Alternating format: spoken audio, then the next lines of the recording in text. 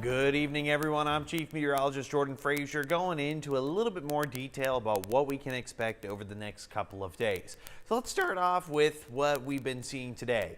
A lot different compared to yesterday. Yesterday, we nearly tied that record. The record high was 97 from 1975, and we got up to 96. Today, highest I've seen us get up to is about 83.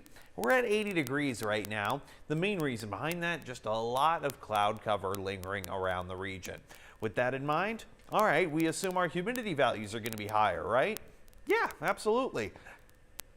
It doesn't really look to be the case. 39% humidity. Okay, it's getting a bit better than what we saw earlier today. We were barely around 20% humidity. That's telling us that all the moisture is staying in the upper parts of the atmosphere. It's not actually making its way down into the ground. So once it gets closer to the ground, you have plenty of moisture from the top all the way down. That's how you get more of that rainfall. So once we get above that 80% mark, that's when you can see those rain chances possible. We're at 39% at the Midland International Airport, so probably not. All right, well, it was worth a shot, but we do have some stronger winds. They've been continually coming in from the south and from the southwest. It's been pulling in a lot of very dry air. Now, that dry air, when you combine it with, all right, you got strong winds, dry air, and increased temperatures, you get those red flag warnings. Now, it's not too big of a deal, but it's certainly something you want to be keeping your eye on. Despite the fact that it seems like it's not doing as bad. These temperatures, look at that, 78 in Alpine, 73 in Van Horn, 80 in Midland, 77 in Snyder. You don't think to yourself, oh, it's a cloudy day, it's a little cooler outside. Sure, why not start a little campfire? Maybe it's an Easter tradition for you. Great, I don't recommend it. We're still under those red flag warnings. That's going to stay in effect until about 10 o'clock tonight, mainly because it's still very dry. It's still warm, though we've been cooling down, and it's mainly the winds. Now, this incoming system has been talking about a lot of very strong winds. You can really see that once I pull up the radar. Now, radar, I'll zoom out for you guys, show you that, hey, this is a large-scale system. But notice out toward El Paso, out toward Carlsbad, what is all this little stuff out here? Well, I'll actually show you. It is going to be, actually, it doesn't tell me. Dust storm warning. Yeah, dust storms popping up because of that. That's going to stay in effect for 8 o'clock tonight. That's on Mountain Time. That's the part of Texas still on Mountain Time, just outside of Van Horn. All right, so let's go ahead and get rid of that real quick. Move on up to what we have near Roswell. That's going to be a dust storm advisory. That's in effect until about 6:30 Mountain Time, so it means the next 20 minutes or so. Lots of people being affected by this. Strong gusts. It's trying to move its way into Van Horn, into Carlsbad. Still not seeing a whole lot of localized impacts, which is certainly good, but you can still see just how strong those wind gusts are across the area. Actually, you know what? I'll go ahead and pull up how strong those wind gusts are. All right, about 38 in Carlsbad, 41 in Wink, about 20 to 30 miles an hour around much of the Permian Basin. Not too bad, but this is why we got the red flag warning in effect. Now, activity on radar has been limited lately. I actually have it currently set to a different type of radar. This is our sweeping radar. This actually shows what is actually making it down to the ground. You are noticing a little bit of activity right near Van Horn, right around Fort Davis, maybe even Alpine. Yeah, we're actually seeing just a little bit of those storms, but not a whole lot on there. So we're keeping our eye on the majority of these storms that just aren't going to be forming in our area tonight. They will be forming just out to our east. Yeah, that's that severe risk for this afternoon and this evening till about 7 a.m. or so. You have that level 2 slight risk really for Abilene up to Oklahoma City all the way to St. Louis, Missouri. But locally, just not seeing a whole lot. Now that's good. We would always appreciate some rain, just not the severe stuff. Ozona might see quick little sprinkle.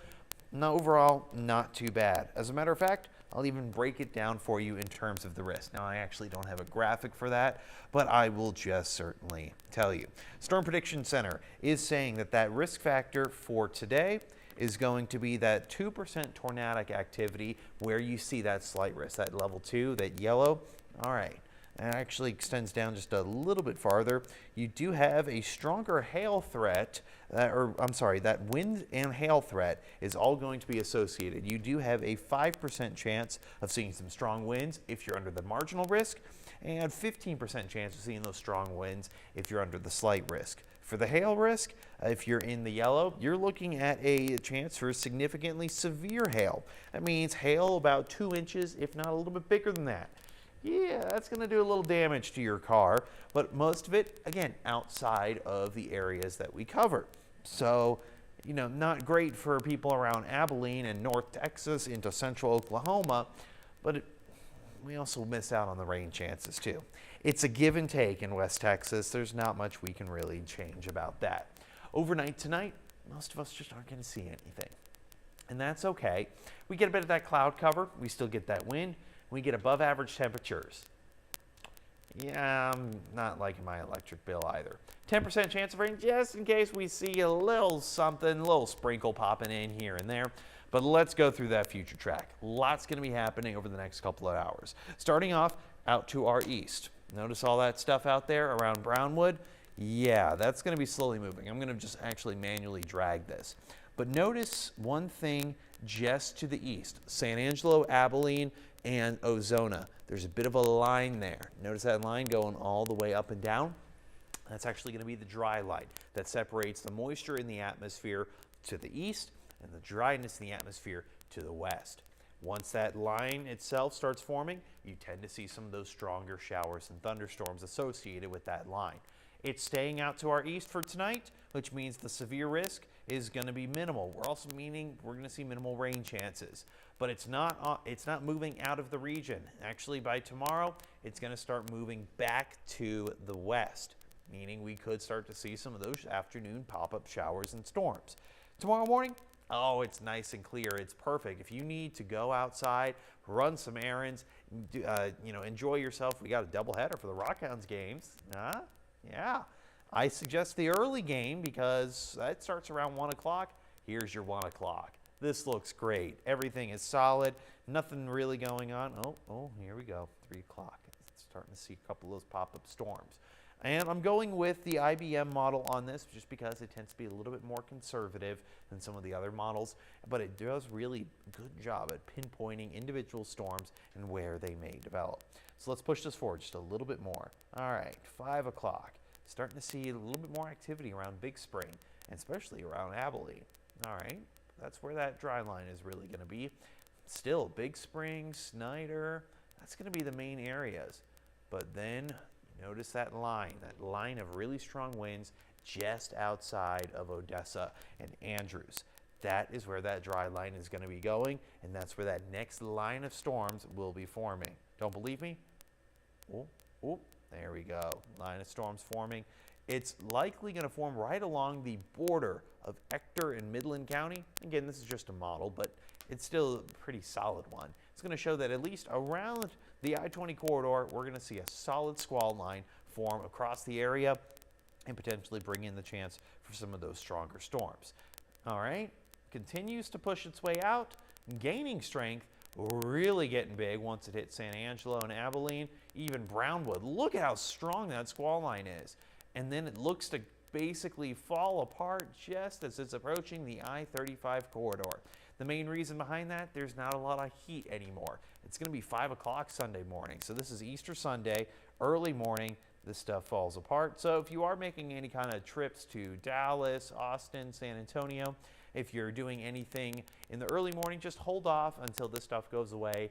It's going to be good to go. And all throughout your Sunday afternoon, absolutely beautiful, nothing more to worry about. But let's check out that severe risk associated with our event for Saturday. Got that level 1 marginal risk. That extends into Snyder, Big Spring, even the far eastern edge of Midland, all the way down to possibly getting close to Sanderson. We do have that level 2 slight risk for Big Lake and for Ozona. So let's break it down. What is all of that going to mean? You do have, under that slight risk, 5% chance of a tornado. Under the marginal risk, up to a 2% chance of a tornado. So higher tornado risk. Not ideal. The wind, similar situation. 5% chance for strong winds in the marginal risk, 15% chance for strong winds under that slight risk. And the hail, same thing, 5%, 15%, depending if you're under that marginal or that slight risk. It could be very quick. It could move through very quickly, but it's one thing to constantly keep your eye out on. It's going to be worth it, though. I trust me, it's going to be worth it. Once we get past our severe status, I got a beautiful Easter forecast for you. Look at this. 8 o'clock. If you're getting up pretty early, 51 degrees. You might need that heater going. Woo-wee. Then by the afternoon, 64 for your Easter lunch. Not bad at all. Make your nice trip to church with your church group. Go out for lunch, maybe a light jacket. And then by the afternoon, maybe a fun afternoon barbecue, egg hunt, whatever you plan to do. 74, sunny. Oh, that is some good stuff. So let's look at the next couple of days beyond this. I am going weather impact alert. That's why I'm going a little bit more in depth this time for the second half of tomorrow. The first half, I don't see any activity really beginning to pop up until about 3, 4 o'clock in the afternoon. National Weather Service has been keeping an eye on it. They haven't said anything too significant. They're still keeping rain chances right around 30 to 40%, just kind of in par with where I'm at. I'm only putting 30%. Not everyone's going to see a lot of rain. And, well, not everyone's going to see any amount of rain. So we'll deal with it. It's a strong cold front, strong enough to drop us into our early Easter morning into those 40s. 49 for the early morning low on Easter Sunday, maxing out only at 75. Getting beyond that, we do have just a relatively mild forecast. Mid-80s, temperatures not changing a whole lot. Rain chances, that's my only concern. It's not even really a concern. It's the fact that the models keep telling me rain chances almost every day from Tuesday to basically Friday and even Saturday. But I think I know better in terms of, are we actually going to see that rain? Probably not. That's why I'm keeping those chances pretty low. I don't want to put 60% chance for rain. And, well, 60% chance of rain means 60% of you guys are going to be seeing rain. That's not going to be the case. You know, we're very dry out here. But don't worry, you know, we keep you ahead of everything we got going on around here, especially on our News West 9 app. You can download it on the App Store for free, as well as on the Google Play Store. You can go ahead and search up just our News West 9. You can also download our 9 Plus app that is available for free on Roku, as well as your Apple TV too. It's free. You just got to watch some ads. Of course, we will keep you updated with the latest. Be sure to check out my Facebook page as well, Chief Meteorologist Jordan Frazier.